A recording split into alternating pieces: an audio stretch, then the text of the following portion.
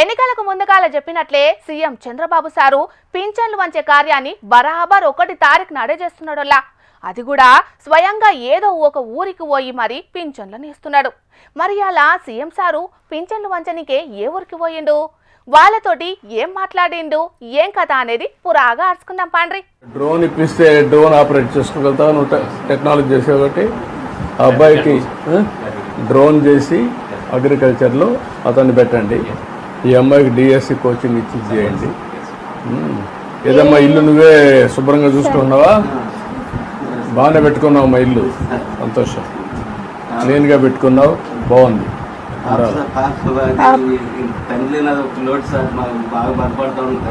అమ్మాయి చదివిద్దాం, చదివిస్తారు. ఆ అమ్మాయికి ఉద్యోగం వస్తే చదువుతారు. ఆ అమ్మాయిని ఎక్కడన్నా రెసిడెన్షియల్ స్కూల్లో పెట్టండి. ఎక్కడన్నా రెసిడెన్షియల్ స్కూల్లో ఉంటే పెట్టగలుగుతాం. ఇప్పుడు అంగన్వాడీ అయినా గురుకులు పెట్టేస్తామ్మా, గురుకుల పాఠశాలలో పెడదాం, అక్కడ చదువుకుంటుంది. ఏదైనా నాకు ఒక ప్రభుత్వ ఉద్యోగం ఏదో జాబ్ అని ఇప్పించుకునే చూడండి సార్. దానివల్ల నా పాపని చూసుకొని బతకదామని సార్. వర్కౌట్ చేస్తారమ్మా, నీకు టీచర్స్ ఉద్యోగాలు వస్తాయి కాబట్టి నువ్వు ఇప్పటి నుంచే మెంటరింగ్ చేసి కొంచెం చదివించాను. నువ్వు కలెక్టర్ వచ్చినాడు. కూటమి సర్కారు అధికారంలోకి వచ్చినాక సీఎం చంద్రబాబు సారు పింఛన్లు వంచే కార్యానికి స్వయంగా పోవుడే కాదు, ఇగో గిట్లా వాళ్ళ తక్లీఫ్లు ఏమున్నాయనేది కూడా అరుచుకుని వాళ్ళకు ఏం చేస్తే ఫాయిదా అవుతుంది అనేది అక్కడికక్కడే కలెక్టర్ తోని అధికారులతో మాట్లాడి సర్కారు తరఫున ఏదో ఒక సాయం అందించే ఉపాయం చేస్తున్నాడు. అట్లా ఎంత మందికి పింఛన్లు ఇస్తే అంత మందితో మాట్లాడి వాళ్ళకు అన్ని తీర్ల సాయం చేస్తున్నాడు. పొట్టి శ్రీరాములు నెల్లూరు జిల్లా ఆత్మకూరులో ఇలా పింఛన్లు వంచిన సీఎం చంద్రబాబు సారు ఈ సిట్టి తల్లిని ఏం చదువుతున్నావు చెప్పు అనగానే ఎట్లా చెప్తున్నదో ఇనుండ్రి. నమస్కారం చెప్పమ్మా. చెప్పు. నమస్కారం.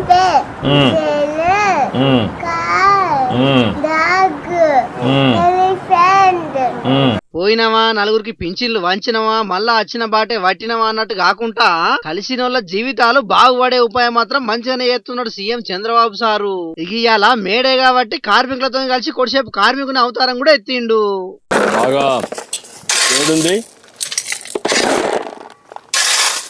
ఈ ఎండలో కూడా పని చేస్తారా? బాగా వేడింది కదా. అక్కడ పనిచేస్తున్న కార్మికులతో మాట్లాడి వాళ్ళు ఎట్లా పని చేస్తున్నారు, వాళ్ళ కష్టాలు ఏందనేది మొత్తం అరుచుకున్నాడు. అటెంక కార్మికులతో గిట్లా మాట్లాడిండు.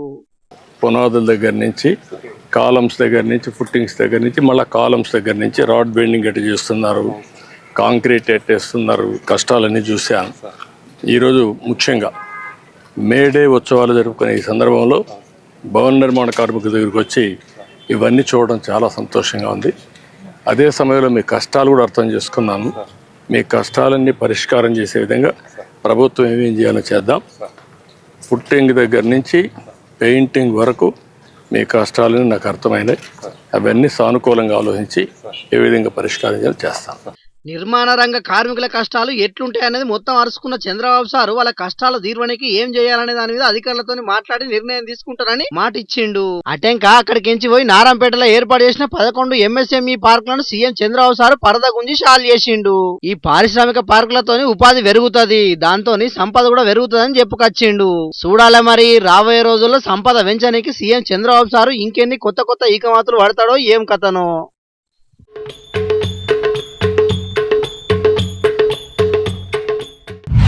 కులగణన చేయాలని దేశమంతా పాదయాత్ర చేసిన రాహుల్ గాంధీ చెప్పినట్టే తెలంగాణలో కులగణన చేసినాం. గందుకే ఇప్పుడు కేంద్రం కూడా కులగణన చెయ్యనికే నిర్ణయం తీసుకున్నదని సీఎం రేవంత్ అన్న చెప్పిండు. మరిగా సీఎం మాటల మీద పువ్వు పార్టీ లీడర్లు ఏమన్నారు, ఏం కథ తెలుసుకోవాలి కదా. చలో పాండ్రి, మరి ఆలస్యం ఎందుకు?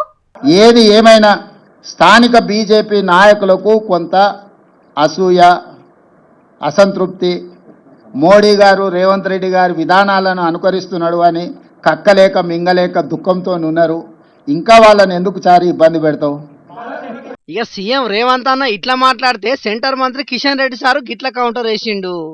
రోడ్డు మీద ఎడ్ల బండి పోతా ఉంటే ఎడ్ల బండి కింద ఒక కుక్క వచ్చిందట. ఆ కుక్క అనుకుందట ఈ ఎడ్ల బండి నేనే మోస్తున్నాను, నేనే నడిపిస్తున్నాను, ఈ భారం అంతా నా మీదనే ఉంది అనుకుందట. ఈరోజు కాంగ్రెస్ పార్టీ పరిస్థితి కూడా అదే విధంగా కనిపిస్తా ఉంది. దేశ జనాభా లెక్కలతో నాటుగా కులగణన కూడా చేస్తామని సెంట్రల్ సర్కార్ తీసుకున్న నిర్ణయాన్ని తారీఫ్ చేసిన సీఎం రేవంత్ అన్న కులగణన మీద తెలంగాణ రాష్ట్రానికి అవగాహన ఉన్నది. ఒక్కో రాష్ట్రంలో ఒక్కో కులం ఒక్కో జాబితాలు ఉంటది కాబట్టి కులగణన కోసం దేశమంతటా ఒక కమిటీ ఏర్పాటు చేయాలని డిమాండ్ చేసిండు. ఇక సెంటర్ లో బీజేపీకి 400 సీట్లు రాలేదు కాబట్టి రాజ్యాంగాన్ని మార్వలేదు గానీ లేకుంటే మార్చేటోళ్ళేనని సీఎం రేవంత్ అన్న బీజేపీ పార్టీని విమర్శించిండు. వాళ్ళు అనుకున్న 400 సీట్లు వచ్చినుంటే ఈ పార్టీకి దేశంలో రిజర్వేషన్లు రద్దయ్యేటివి, రాజ్యాంగం రూపురేఖలు మారిపోయేది, ఈరోజు కులగణన కూడా జరుగుండేది కాదు.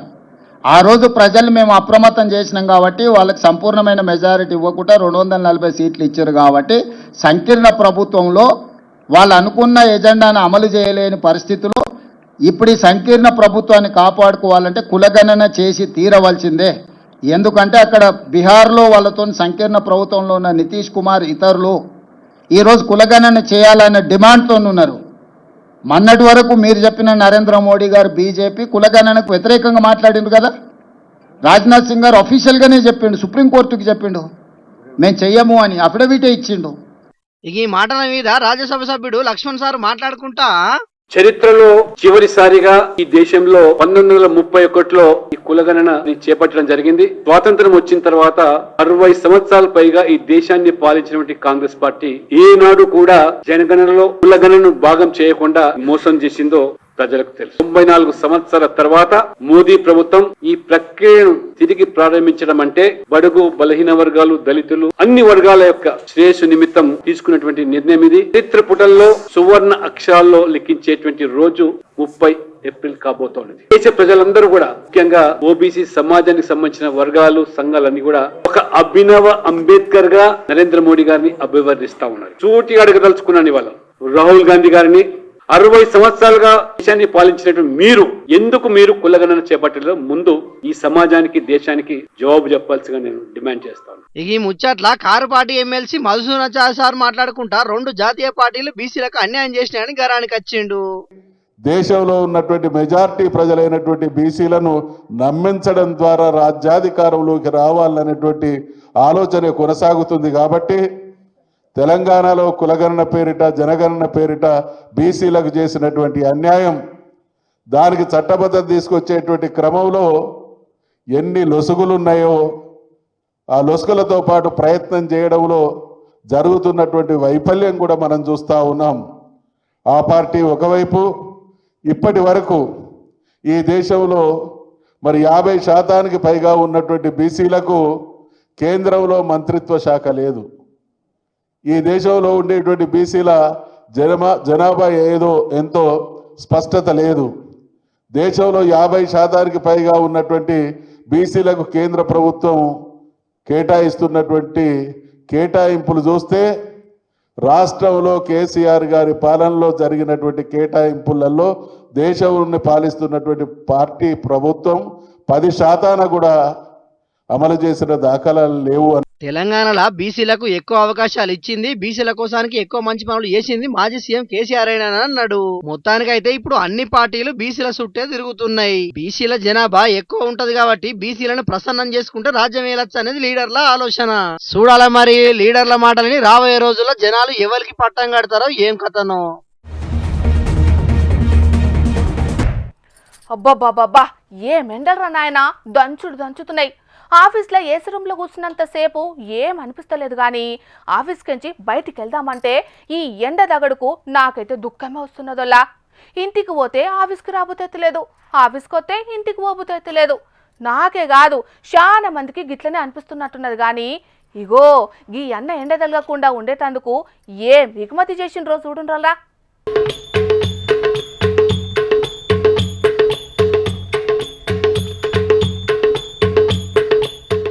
చూస్తున్న రానుల్లా ఈ అన్న స్కూటీని మంచిగా పందిరేసినట్టే ఎట్లా తయారు చేసిండో.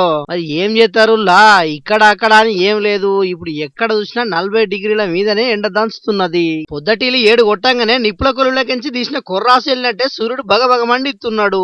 ఇక ఇంట్లుంటేనేమో ఉడకపోసి చెమటల వరదెల్లుతున్నది, బయటకు వస్తేనేమో మాడు వలిగిపోయే తరికల ఎండ దంచుతున్నది. రోహిణి కార్తె రాకముందే రోకాలు వలిగే ఎండ కొడుతుండే వరకు జనాలు పరేషాన్ అవుతున్నారు. అందుకే కరీంనగర్ రూరల్ మండలం చింతకుంట ఊళ్ళుండే రేపాల వాళ్ళ సీనన్న ఎండా వాన నుంచి తక్లీఫ్ లేకుండా ఉండేందుకు ఈకమాతు చేసిండట. అంతేనాడే సీనన్న? వర్షాకాలంలో వర్షాలు కొట్టుకుంటా చాలా గర్భికాలం కాబట్టి ఒకరోజు కూలి పని చేయకపోతే వెళ్ళదు మాకు. అందు గురించి ఈ 5-6 రోజులు ఇక్కడనే ఇంటికండ వరకు మా పిల్లలకు మాకు సరిపోలేక ఎట్లా పోవాలో ఏం కదా అని ఆలోచించుకొని తెల్లందాక ఆ తెల్లాలు లేచి ఎంబడే ఇట్లా కట్టుకుంటే పోతే కదా ఈ వర్షంలో కూడా వెళ్ళిపోతాయి కదా అనే ఆలోచన వచ్చింది. ఈ గొంగులు నరుక్కున్నా అట్నే అదే రోజు కట్టుకున్నా అదే రోజు నేను పనికి వెళ్ళిపోగలను. వర్షాకాలంలో చేసుకున్నా ఇప్పుడు మళ్ళీ మధ్యలో ఇప్పేసి ఇప్పుడు మళ్ళీ ఈ ఎండాకాలంలో చేసుకున్నా. ఉపాయం ఉన్నోడు ఉపాసం ఉండడు అన్నట్టు ఇకమాతులు తెలిసిన వాళ్ళు ఎన్ని కట్టాలొచ్చినా దాంట్లోకించి అలకానే బయట పడతారు. అట్లా ఈ అన్నసుతం పని చేయకుంటేనేమో తప్పదాయే, ఈ ఎండకు వానకు బయటికి వెళ్తే పానంలో తక్లీఫ్ అవుతుందాయే. అందుకే ఇంత మంచి ఉపాయం చేసిండు అన్నట్టు. ఈ అన్న బండేసుకొని రోడ్ల మీద తిరుగుతుంటే అరే భలే ఇకమాతు చేసిండు కదా అంటున్నారట తొవ్వంట పోయే జనాలు. మరి పబ్లిక్ మీరు సుతం మీకు దోసినట్టు ఏదో కొత్త తరిగా ఇకమాతులు చేసి నలుగురికి తొవ్వ కూడా చూపుండ్రి. ఏమంటున్నావు? సరేనా?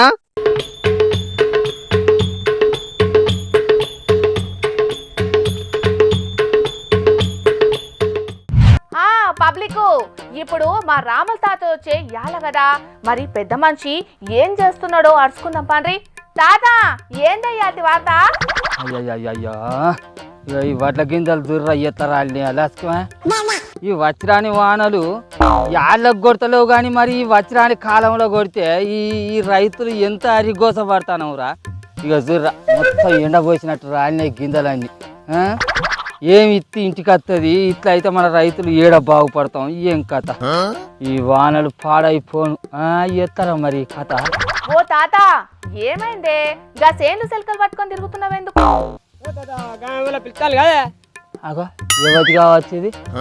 అగో అటిక తలికాయ వేసుకొని వచ్చి ఆ కుర్చీలో కూర్చున్నది ఎవతి మరి ఇది. అగో మరి మా మనమరాలు ఎడిపోయింది ఎవరు? ఎవతిగా బుజ్జి నువ్వు? అరే మా మనవరాలు ఎటలోకి వచ్చినవే శివకాలేది ఏడ పాడైపోయింది. ఓ నువ్వు వచ్చి గా కుర్చీలో కూర్చున్నావే. నీ మనవరాలు ఎటు పోతాయేంది? నేను ఎవరైతే నీకేంది? ముచ్చట అడిగినప్పుడు చెప్పరాదు ముసలోడా. అబ్బరబ్బాయి ఇది ఇయ్యాలి వచ్చి నన్ను బెదిరిస్తాంది. చాట చెవులదాన నువ్వు ఎవచ్చి లేవు ఆ కుర్చీ నుంచి లేవు. నువ్వు ఇయ్యాలి వచ్చి నువ్వు నన్ను బెదిరిస్తావా? నువ్వు అనితలే నడు. ఏయ్ తిక్క తిక్కగా ఉన్నదా ముసలోడా? ఈ జోర్దార్ కుర్సేమన్నా నీ అయ్య జాగ్రత్త అనుకుంటున్నావా? ఏమో నన్ను లేవమంటున్నావు. ఇద్దరు రకం జోర్దార్లా పిల్లరేసుకొని కూర్చున్నారా? ఏమో వచ్చిన వాళ్ళ నల్ల బెదిరిస్తున్నారు. లేకపోతే ఏంటా నేను ఈ జోర్దార్లకు వచ్చినప్పుడు నువ్వు కూర్చున్నావో లేదో నువ్వు నన్ను అనే అంటారు దాని ఆయన అనే ఎక్కువ తక్కువ మాట్లాడినావు అనుకో. మరి నీ అక్క మరి నీ సౌరం ఎంచుకోవడానికి గౌరవిస్తానో ఏమనుకుంటున్నావేమో. నేను అంటే ఏందనుకుంటానే నా గురించి చుట్టుపక్కల అందరిని అడిగి తెలుసుకో. మరి ఎక్కువ తక్కువ మాట్లాడినావు అనుకో మరి ఇక్క పెళ్ళి అనుకోని సరితే పండను కూడా బాగా మాట్లాడతాను ఎవరో ఈ లేకిడు.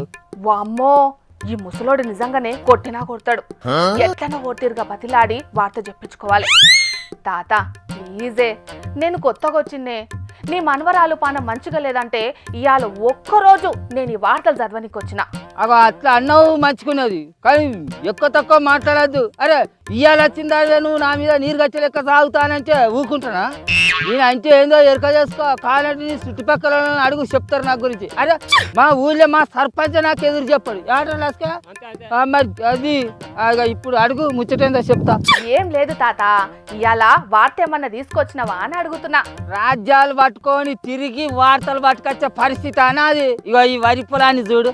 అగో అదంతా మొత్తం నేల కొరిగింది. ఈ చేతికొచ్చిన వడ్ల గింజలు ఇంత చేతికొచ్చి ఇంటికి వస్తాయేమని అనుకుంటే ఇవి కూడా మొత్తం ఇక మొత్తం నేల రాలిపోయా. ఏం చేస్తట్టున్నది ఏం కథ. ఇక గిసంటి పరిస్థితులలో నేను పోయి వార్తలు పట్టుకురానా అని మా రైతుల పరిస్థితి ఇట్లున్నది అంటే నువ్వు. అవునే తాత గత 3 రోజుల కాంచెల్లి సడి సప్పుడు లేకుండా కొడుతున్నా ఈ అకాల వర్షాలు చేయబట్టి వడ్ల రాజులన్నీ నీళ్ళల్లో మునుగుతున్నాయి. పంటలన్నీ నేల కొరుగుతున్నాయి. ఇక ఇప్పటిదాకా వాన ఎమకొట్టుడికి వచ్చిందా? మళ్ళీ జరంత సేపటికే వెలిసింది. మళ్ళీ ఇప్పుడే ఎండ చూడు ఎట్లా ఎమ తోముడు తోముతుందా పోరారా వీడోవాడు. ఇక గిట్ల అయితే మా రైతులను ఏం రేవు కత్తాం. ఈ పండిన పంట ఏడ చేతికి వస్తుంది ఏం కథనే తల్లి. సరే సరే గాని ఇవాళ మేడే కాదే కార్మికుల కాడికి పోయి ఏదన్నా వార్త తీసుకురాకపోయినావు. మేడే ఎట్లా జరుగుతున్నది ఏంది అనేది. ఇది కార్మికుల వార్త కాదానే? మా రైతులు నిత్య కార్మికులు కాదే. ప్రపంచానికి బువ్వ పెట్టే మా రైతన్నలు ఒక పూట బువ్వ తింటే ఇంకో పూటకు బువ్వ కరవన్నట్టే ఉండే వాళ్ళ బతుకులు ఏమైనా సుఖంగా ఉన్నాయా? సరే మరి రైతులకు గిసొంచి గతి పట్టింది కదా అని ఏ సర్కారన్నా ముందర పడి సాయాలు చేస్తానా? ఏ గట్లెందుకు రండి పడుతున్నవే తాత? రేవంత్ సార్ సర్కారు ఈ అకాల వర్షాలకు నష్టపోయిన రైతులను ఆదుకుంటది కావచ్చు తీయే. ఆదుకుంటాంది. ముందుగాల మా రైతులకు చేస్తామన్న 2 లక్షల రూపాయల రుణమాఫీని అందరు రైతులకు సొక్కంగా చేయమని రాదు, అదే చాలు. అట్లనే మా రైతులకు వేస్తామన్న రైతు భరోసా 15,000 రూపాయలను జల్లిన వేయమని రాదు, అదే 10,000. అసలుకే ఇసరలేదు మొగడా అంచనాట, పొయ్యి కింది కట్టెలదేనా పిల్లమా అన్నాడట వెనకచ్చేవాడు. వామ్మో, ఈ ముసలోని ఏది మందలిచ్చినా తిప్పలే ఉన్నట్టున్నది. సరే గాని యాల పొద్దుగాల ఇంటికి ఓ, ఆ ఎండకు నోరు ఎండుకపోయి ఏనన్నా ఊలబడతావు. తాతకు దగ్గు నేర్పినట్టు నువ్వు నాకు మంచి చెడులు నేర్పడం అవసరం లేదు, కానీ నీ పని నువ్వు చూసుకో. శివన్ గారు రాసిచ్చిన వార్తలు మంచిగా చదివి మా ఇజ్జత్ కాపాడు. అసలుకే కొత్తగా వచ్చిన అంటాడు మరి. ఏంద్రా యాంది పాత గిట తన మీద గటుకు పడుకో. చూసింది కదనల్లా, ఈ అకాల వర్షాలు జయంగా రైతులు నిండా మునిగే కాలం వచ్చింది కాబట్టి సర్కారే ఆలోచన చేసి రైతులను ఆదుకోవాలి. ఇక కార్మికులంతా ఐక్యంగా ఉండి కొట్లాడి హక్కులు సాధించుకున్నారు కానీ పాపం రైతులకి మాత్రం ఏ హక్కులు లేవు కాబట్టి నష్టపోయిన రైతులందరికీ సర్కారే సాయం చేయాలి. ఇవాళ కూడా మీకోసం లిల్లీపుట్ వార్తలు పట్టుకొచ్చినాం, మరి అవి చూద్దాం, చూసేయండి.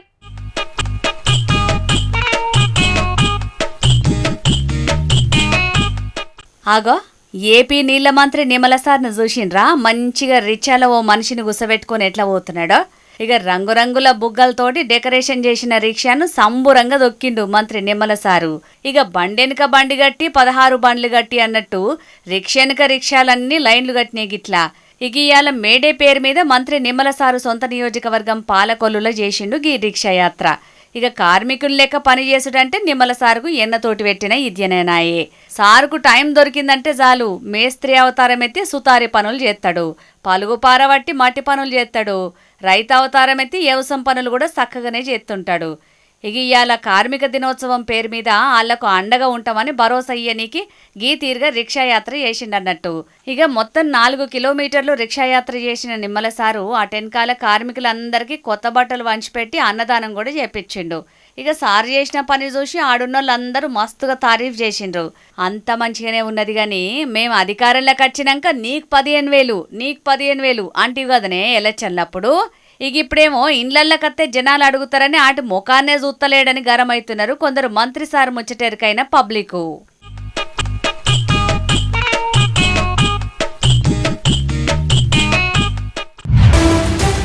దేశంలో బంగారం ధరలు బగ్గుమనేటోరకు బయటి దేశాలకెళ్లి స్మగ్లింగ్ చేసేటోళ్లు బగ్గనే మోపైతున్నారు. శంషాబాద్ గాలి మోటార్ల డిపోలో మస్కట్ కేంచి వాటుకొచ్చిన 3.5 కిలోల బంగారాన్ని కస్టమ్స్ ఆఫీసర్లు పట్టుకున్నారు. ఇయ్యాల ఎవ్వలకు అనుమానం రాకుండా బంగారాన్ని మొత్తం షాక్లెట్ల లెక్క ప్యాకింగ్ చేసుకొచ్చిర్రు. కానీ పోలీసుల షేకింగ్లో బయటపడే వరకు మొత్తం బంగారాన్ని సీజ్ చేసిర్రు. ఇక బంగారాన్ని స్మగ్లింగ్ చేసేటోళ్లను అరెస్ట్ చేసి విచారణ చేసే పనిలో పడ్డారు పోలీసోళ్ళు.